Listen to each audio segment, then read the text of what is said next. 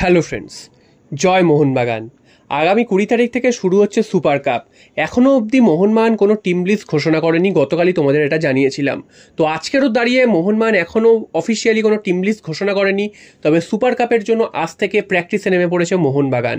এবং তোমরা জানো যে মোহনবাগানের কোচ বাস্তব রায় এবং সহকারী কোচ ডেগি কার্ডোজো, এই দুজনকে কিন্তু নিয়োগ করা হয়েছে। তো সিনিয়র দলের কোচ যে হোসে মলিনা, তিনি কিন্তু থাকছেন না সুপার কাপে, এবং এই দুজনের ওপরই ভরসা রাখতে হবে। এবার প্রশ্ন হচ্ছে কোন কোন প্লেয়াররা খেলবেন। তো তোমাদের আগেই জানিয়ে দিয়েছিলাম যে এখানে জুনিয়র প্লেয়ারদেরই খেলার সম্ভাবনা বেশি, তো তেমনটাই হচ্ছে।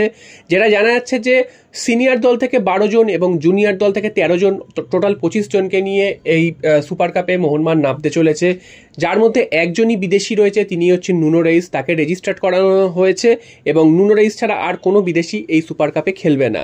আর সিনিয়র দল থেকে কারা কারা রয়েছেন ভারতীয়দের মধ্যে, তাদের মধ্যে বেশ 3-4 জন গুরুত্বপূর্ণ প্লেয়ার রয়েছেন, যদিও তার মধ্যে আশিক কুরুনিয়ান রয়েছে, সাহাল আব্দুল সামাদ রয়েছে, ধীরাজ সিং রয়েছে, দীপেন্দু রয়েছে, এছাড়া নুনো রেইস রয়েছে। আর বাকি রয়েছেন গ্লেন মার্টিন্স, তিনি তো এই সারা মরশুমে খেলেনইনি। আর এছাড়া কিন্তু সব জুনিয়র দল থেকে প্লেয়াররা রয়েছে। এবং আরএফডিএল ফাইনালে যে তামাং হ্যাট্রিক করেছে, মোহনবাগানকে জিতিয়েছে, সেই তামাংকে কিন্তু জুনিয়র দল থেকে নেওয়া হয়েছে। এছাড়াও সালাউদ্দিন রয়েছে এবং বাকি যে সব জুনিয়র প্লেয়াররা আরএফডিএলে খেলেছেন তারা কিন্তু প্রত্যেকেই রয়েছে। তো এটারই একটা সংমিশ্রণে তৈরি করছে যে দলটা, সেই দলটা নিয়ে মোহনবাগান খেলবে সুপার কাপ। এবার প্রশ্ন যেটা বারবার আমি গতকালও বলেছি, এর আগেও বলেছি, যে এই সুপার কাপে এই দলটা নামাচ্ছে ভালো কথা, জুনিয়রদের সুযোগ দিচ্ছে ভালো কথা, তবে রেজাল্ট যদি মোহনবাগান সমর্থকরা না পায়, সেক্ষেত্রে মোহনবাগান সমর্থকরা যতই ভালো ফলাফল করুক না কেন, আগের টুর্নামেন্টগুলোতে সমস্ত কিছু ভুলে যাবে এবং রেজাল্টই কিন্তু মোহনবাগানের শেষ কথা। তো মোহনবাগান যেই দলই নামাক, মোহনবাগান সমর্থকরা চাইবে সেইখানে কিন্তু জয়লাভ করতে এবং সেই টুর্নামেন্টকে কিন্তু জিতে নিয়ে আসতে। তো এখানে যদি এইসব দল নামিয়ে মোহনবাগান যদি একটা লজ্জার মুখে পড়ে, সেক্ষেত্রে কিন্তু সমর্থকরা একদমই ছেড়ে দেবে না, সেটা ম্যানেজমেন্টের মাথায় রাখা উচিত। এবং অন্যান্য দলগুলো অর্থাৎ বেঙ্গালুরু এফসি, তারা কিন্তু পুরো দল নামাচ্ছে, তাদের স্কোয়াড ঘোষণা হয়ে গেছে। এছাড়াও বাকি দলগুলো কিন্তু মোটামুটি তাদের আইএসএলের পুরো দলটাই কিন্তু নামাচ্ছে। তো সেখানে দাঁড়িয়ে মোহনবাগান এরকম একটা দল নামাচ্ছে এবং বাকি দলগুলো যেভাবে দল নামাচ্ছে, সেখান থেকে বোঝা যাচ্ছে তাদের কাছে কতটা সিরিয়াস এটা টুর্নামেন্টটাকে নিচ্ছে এবং তারা কতটা জিততে মরিয়া, সেটা কিন্তু দেখা যাচ্ছে। উল্টো দিকে মোহনবাগানের মধ্যে কিন্তু এই জিনিসটা দেখা যাচ্ছে না, সেটা কিন্তু একটা বাজে জিনিস, যেটা একটা আনপ্রফেশনাল জিনিস, এটা কিন্তু বলাই যায়। আবারও বলছি, জুনিয়রদের সুযোগ দিচ্ছে, খুব ভালো কথা, সেটা কিন্তু এইভাবে না দিলেও পারতো, এর থেকে কিন্তু আরও অনেক ভালোভাবে কিন্তু দিতে পারতো। সেটা হচ্ছে 2-3 জন করে হয়তো টিমে খেলাতে পারতো, বা সিনিয়র দল থেকে 7-8 জন খেলতো, জুনিয়র দল থেকে 2-3 জন করে খেলিয়ে এইভাবে জুনিয়রদের সুযোগ হয়তো দিতে পারতো। সেটা কিন্তু করছে না মোহনবাগান।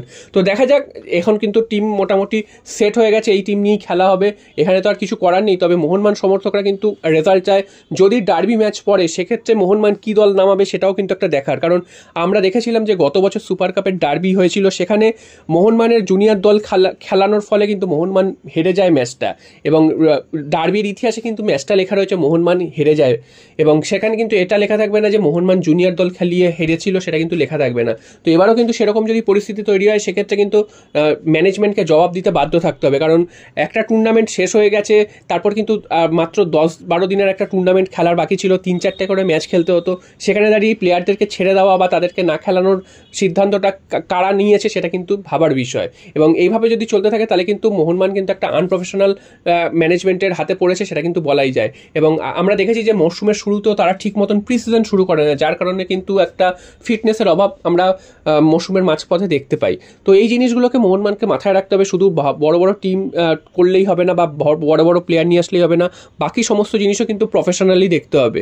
তো এই যে এই টিমটা তৈরি করেছে, দেখা যাক এই টিমটা কেমন খেলে, এবং আমরা চাইবো যে অবশ্যই মোহনবাগান জয়লাভ করুক এবং ত্রিমুকুট জয় করুক, কারণ মোহনবাগানের সামনে এই টুর্নামেন্টটা জিতলে ত্রিমুকুট জয় করার সুযোগ থাকবে। আমরা চাইবো যে অবশ্যই আমরা ত্রিমুকুট জয় করি, তবে এটাও মাথায় রাখতে হবে যে এই দল নিয়ে কত দূর যেতে পারবে মোহনবাগান, সেটাও কিন্তু একটা সন্দেহ, কারণ বাকি দলগুলো কিন্তু পুরো তাদের ফার্স্ট 11ই, অর্থাৎ মানে আইএসএলের যে স্কোয়াড, সেই আইএসএল স্কোয়াড পুরো বিদেশি সমেত তারাই কিন্তু খেলাচ্ছে।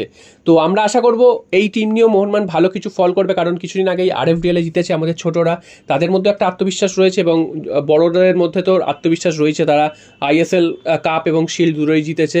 তো দেখা যাক, আগামী 2-3 দিনের মধ্যেই বোঝা যাবে যে চার্চিল ব্রাদার্স আদৌ দল নামাবে কি নামাবে না। সম্ভবত চার্চিল ব্রাদার্স দল নামাচ্ছে না, মোহনবাগান বাই পেয়ে যাচ্ছে। একেবারে কোয়ার্টার ফাইনালেই দেখা হবে Kerala Blasters versus east Bengal ম্যাচের জয়ীর সাথে। জয়।